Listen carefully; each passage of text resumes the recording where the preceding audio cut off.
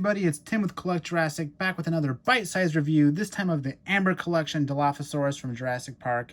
Bite-sized review meaning that it's going to be a quick one. It's going to be short, streamlined, to the point, get all those awesome details of the figure, of course, like we always do in our full-length reviews, but there's just so many toys to review right now that I'm hoping these bite-sized reviews let us put more toys on the channel so I can share stuff with you. So here it is, Amber Collection Dilophosaurus, just released in July.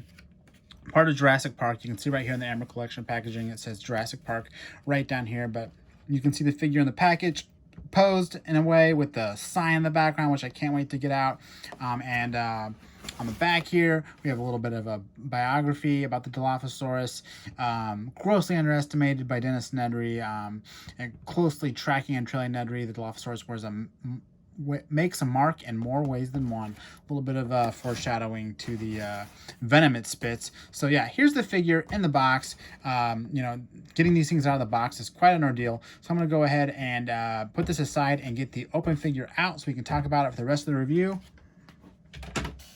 Here it is, the Amber Collection Dilophosaurus. Let me make sure I can get it stood up.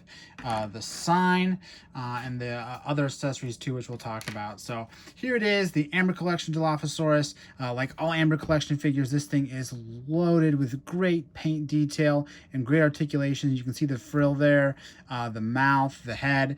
This head looks just so faithful to the movie Dilophosaurus, all the way through, all the way around, all 360. It just looks great. It's got that nice mix of menacing and cute, right? But yeah, the mouth opens up so you can put the spray in there. So I love this. The spray piece is exactly like the 3 3/4 Attack Pack Dilophosaurus spray. And Mattel does not waste any money when they make things. They get their use out of it. So there she is, spitting the venom at Dennis Nedry or whoever. It's got this nice little translucency to it. Kind of cool. I feel like in the movie it's more black. I would have liked to see them do some like really opaque black, but you know, it's kind of like a toyified version of it. But yeah, articulation wise, like all Amber Collection figures, this thing's got all the articulation joints in the wrist and the wrist, the elbow, the shoulder. I mean, this thing has got all the articulation of like a you know, a major point articulation human action figure, but with a dinosaur. So wrist, shoulder, elbow, hip, knee, ankle. I think it's got ball joints or sort of like a 360 rotation on the foot too. So you can do all kinds of crazy stuff on this. The tail, like the Raptors, has a baseball rotation right at the base of it, and then the entire thing is like bendy with a wire in it. So I kind of have this one whipped up a little bit, whipped up and rotated. But yeah, I love the neck articulation too, because it's got a neck articulation at the base as well as at the head, so you can kind of like rear back and spit or face forward and spit. See how it kind of has that fluid motion? Really cool. But yeah, that's the Dilophosaurus figure. But what's cool about the figure is actually you can take off the frill and make the frill go down with this extra piece. Not as scary as it sounds. You actually pop the head off. The head pops off really easily. So try to do it on camera and it doesn't happen really easily, right? So the head pops off. You have this headless Dilophosaurus. The frill comes off. You can see here that the Dilophosaurus head has a little bit of a ball joint on it.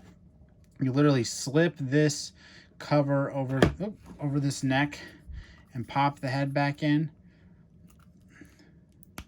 And then slip it back up a little bit over the head. Make sure I did this right. Did I not do this right? I did not do this right. Classic. What am I doing wrong here? This thing goes over the neck like this, and then this pops in there. There we go. So that kind of fits in up over the head. And there you have the Dilophosaurus without the frill. But, you know, just as inquisitive. I love that. I mean, that just looks really nice without the frill.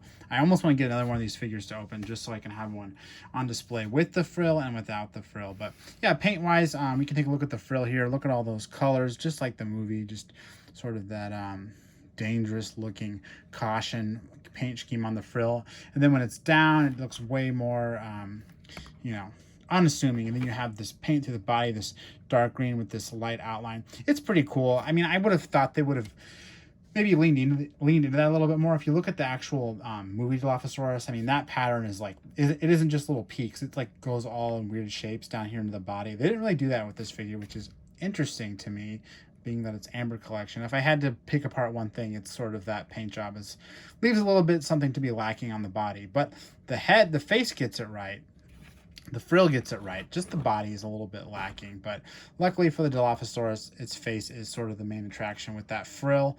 We also have the E-stock sign here, which is great. I think what's funny is they include these accessories, A, because they're cool, but B, this is a smaller figure than the Velociraptor, so it makes sense that it gets sort of a special accessory. So even spins like the movie. I mean, that's hilarious. But yeah, it says E-stock on it. Got the boat sign. It's nice little printed plastic. It's not like cheap stickers or anything. So appreciate the quality there.